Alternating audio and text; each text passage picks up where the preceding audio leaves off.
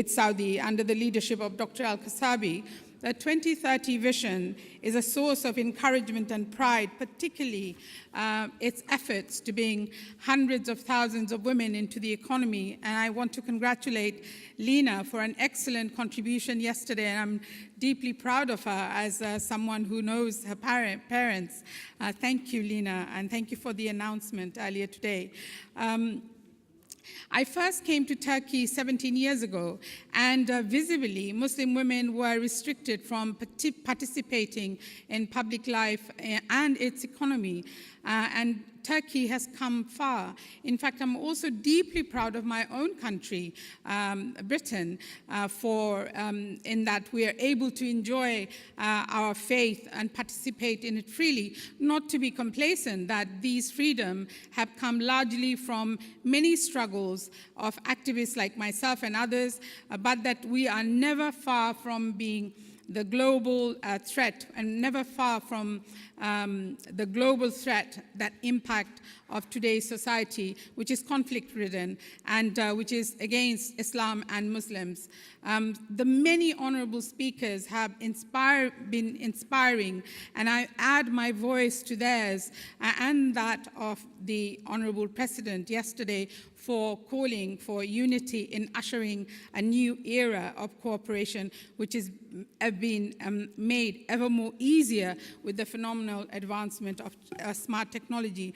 Now, Demet Sabancı's excellent presentation, contextualizing the subject that we are debating today. So I hope my own very personal reflections merely add to the debate.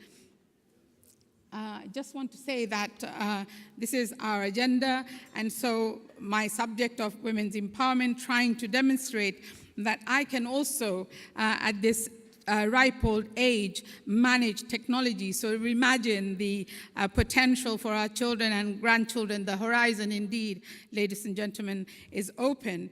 And indeed, I am 57-year-old. I jumped 10 years. I got rid of 10 years very quickly. 57-year-old, and I remember when I first went to the House of Lords and actually asked for a computer, a desktop for my office, and the officers were deeply skeptical that such a machine would be required for a member of the House of Lords. And in fact, we have come very far, and every single member is allowed and uses technology and have access to iPad, and we're encouraged to use it in the chamber silently.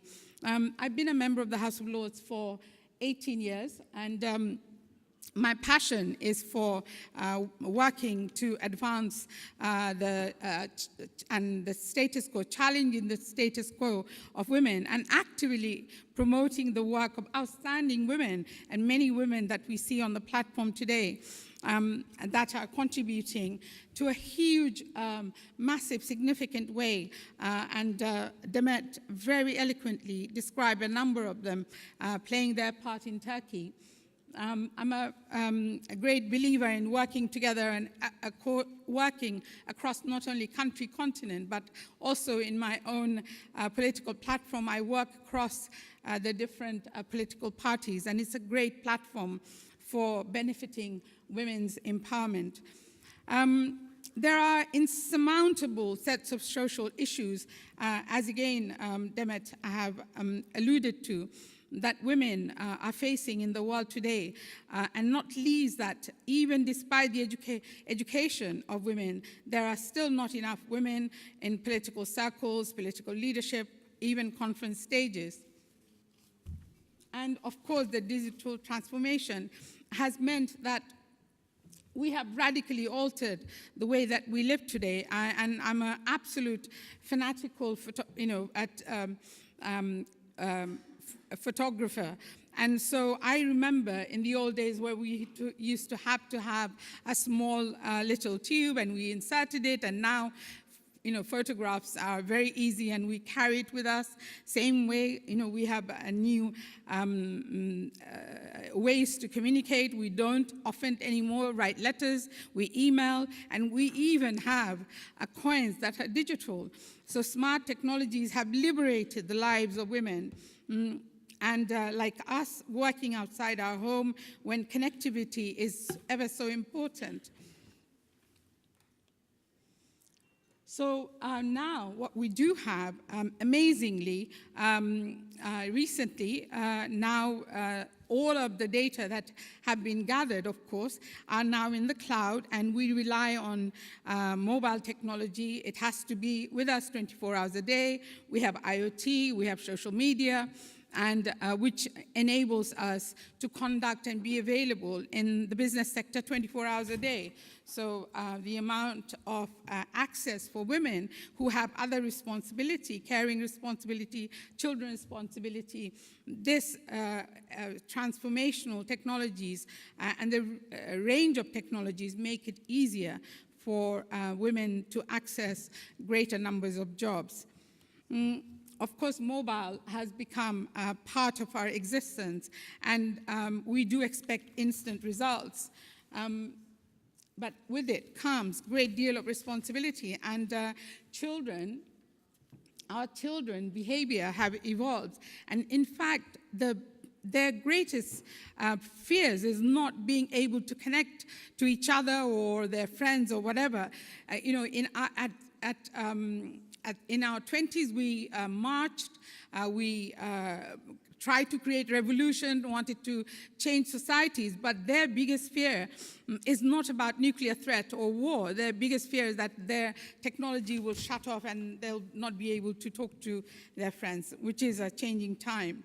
So it obviously still, it also has huge implication of the way that we do business, and the amount of technology that is available are ever more present and ever more exciting. And I listened to Uhad Anfa from Al Jazeera, who discussed the enormous amount of new technology that in 50 years that may be before us.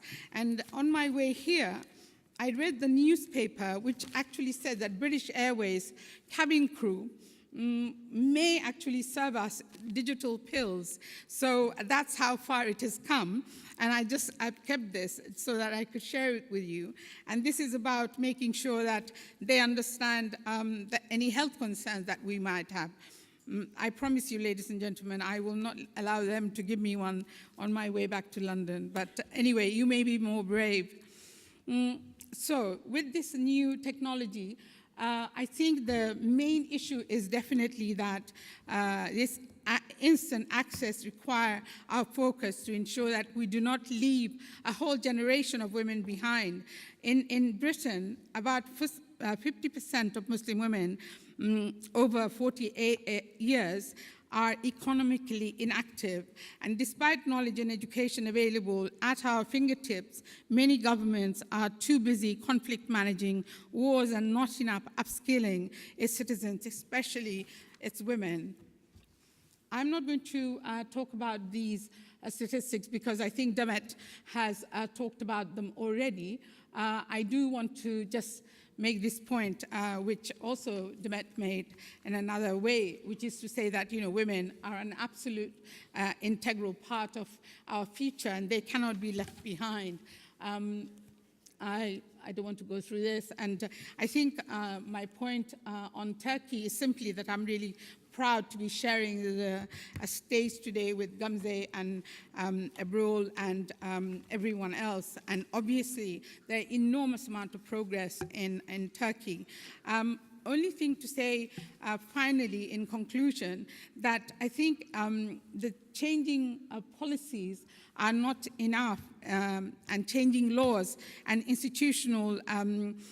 institutions itself cannot fix everything, ladies and gentlemen. We also need to address our social attitudes and male-dominated business practice and culture. So the solutions lie, of course, in our own grasps for an inclusive society in which all women can achieve their fullest potential and strengthen our communities and our countries. I hope we can collectively root out the barriers which prevent women becoming our social capital and open wide the door of opportunities. I wish to express my gratitude to the Bosphorus Summit team and Aisha Akilli and Ahmed Amir in particular. And I thank you very, very much for listening to me. Thank you. Assalamu alaikum.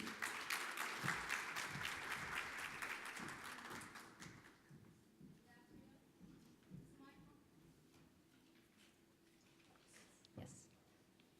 Good afternoon, our esteemed guests and panelists. We have a very impressive lineup of guests today, both as keynote speakers and panelists. And without further ado, I would like to get to the panel section of today's session. I will kindly ask each panelist to keep their contributions in the first 2 to 5 minutes, please. If we can change the timer here as well. Thank you. So our first panelist, Shad Begum, who's a courageous human rights activist and leader for women's political and economic rights, is joining us from Pakistan. She founded the Association for Behavior and Knowledge Transformation in 1994 for the development of women in her area. Ms. Shad is an Ashoka Lifetime Fellow and the recipient of numerous awards, including the U.S. Department of State's International Woman of Courage Award, which she received on 8th of March 2012 from the U.S. First Lady Michelle Obama and the Secretary of State Hillary Clinton. Recognized for her efforts in the areas of political training, microcredit, primary education, and health services for women. Welcome, Shad. May I please ask you to tell about your association that you founded and the role you play in leading women in improving lives through the NGOs in Pakistan and beyond? Thank you, Ebru, for the nice introduction. First of all, I would like to thank ICP for inviting me and for giving us this opportunity to interact with people around the world. There are many people and we could learn a lot from them. And I also appreciate them and congratulate them for making this summit very successful. I'm fortunate that this is my third summit I'm participating from Pakistan. So thank you again for giving me this opportunity. In Pakistan, actually, I belong to and I work in the northwest of Pakistan, which is a turbulent area due to various reasons. We are sharing border with Afghanistan, and then maybe you have heard about another area in Pakistan, which is called a FATA, Federally Tribally Administered Area, which is comprised of 7 agencies, and we have a different law and things. So, that is the area I'm working in. This area, which earlier our finance minister also mentioned that because he is the minister for that area, that province, this area is suffering for the last many years because of the natural and man-made disaster. We are facing militancy since last 10 years in our region, where of course you all must agree with me that women and children are always the worst victim of conflicts, and these are such type of incidents. So the same case is in my region, the region I belong to, that is suffered from the militancy, and when it comes to women, so of course that added more miseries to their life. And this is why the association we founded in 1994, I'm luckily the founding member of this organization. I was a student of 9th grade when I started and joined this NGO in that region, where it was very much difficult in that era to start speaking about women's rights and then about their economic and political rights, because we're still struggling for very basic rights in our region. So we founded this organization. We're focusing on women and youth. Why women? Because even in my country, always people ask me that why women only? Because when we compare the data, the development and everything, so we would see that there is a big discrimination, that women are still far behind, not because women do not have the potential, but because there are less opportunities when we compare women with men. Nobody would actually deny that we are living in the male-dominated societies everywhere, where, of course, man is the decision maker. He is controlling the resources. He is the one who is deciding about the better utilization of the resources. And then lacking women in these decision-making platforms as a challenge. So our organization is basically focusing on women and youth for their economic and political empowerment. For the economic empowerment, we are trying to provide them knowledge and information. The world is changing very rapidly right now. And people who are illiterate, who are living in the rural, in the remote areas, they have the big problem, and the problem is access to information, access to opportunities. So what my organization is doing in that region, that we are trying to bring knowledge to our own region and then to educate our people, especially women and youth, and to prepare them that how they can contribute their role more positively and more productively in this changing era. And then about the political participation, I would say, yes, luckily Pakistan is one of among those countries having prime minister and a lot of women sitting in the parliaments, but unfortunately, when it comes to the quality representation and participation, equal participation in decision-making process, yes, we are still lacking that thing. We are heading to that thing, and we are hopeful for the future that our women will come more in the leading positions, and the time will be there when women will be actually setting the goals and the new parameters for the women in politics. But I'm happy that what my organization has contributed to more, that is encouraging women from the grassroots to take part in the local bodies election. And that is an opportunity in Pakistan that a common woman having no rich family and having no big political career, that she can easily come and she can join local bodies election. So we trained women and we actually build their capacity, we create their networks to influence this political thing and then to create their own space and then to become their own voice and to represent their issues. So these are the things we are working. And again, the challenge is that still we have this militancy, the issue is there, the line order situation is improving, but still that is very much challenging. And I would say even despite having all these challenges, I actually came from a very small village, from a very middle class family. When I see myself as a role model for these local women, so this is not only me sitting in front of you. Now we have a lot of women and girls and they're joining various sectors. They're coming in the media, they're coming in the sports sector, they're coming in the engineering and other things. So the potential is there, the resources are there. But I would actually conclude my discussion on this one thing that I would say, I hope a lot of you would agree with me that we are facing now a very different era. There is a huge competition. So I would say if any country, any nation, any tribe, anyone, those who they would not utilize the full potential of the 50% of their population, they cannot actually achieve their goals and the targets. So I would say those would be the brilliant nation, those will be the great nations who will equally involve their women and girls to have this journey together and to make a success. Thank you. Great. What inspiring work in terms of women's empowerment and encouraging them to come forward. Thank you.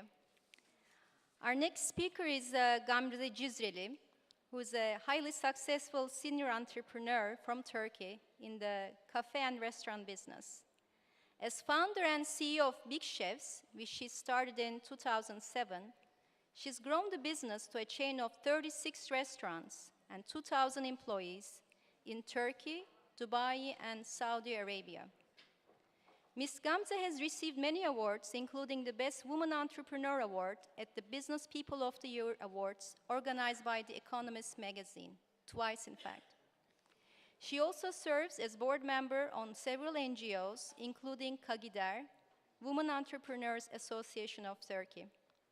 Welcome, Gamze. Thank you. Thank you so much. Big Chefs is a great entrepreneurial success story. So my question to Gamze is, how she would compare Turkish women entrepreneurship in Turkey with the rest of the world. And what are the advantages and disadvantages and the difficulties and upsides of being a woman entrepreneur? Okay, thank you. As a woman entrepreneur in Turkey, it's really a hard job, unfortunately.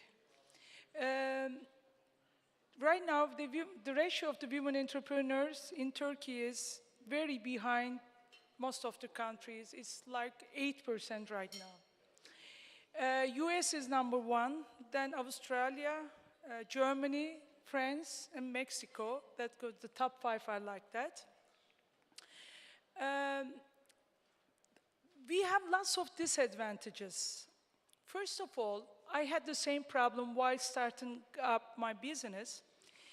We have limited access to finance, unfortunately, in Turkey, because the main problem is, in Turkey, only 2% of the women own the real estate properties. And according to the bank regulations and bank rules, we have to give the property as a guarantee.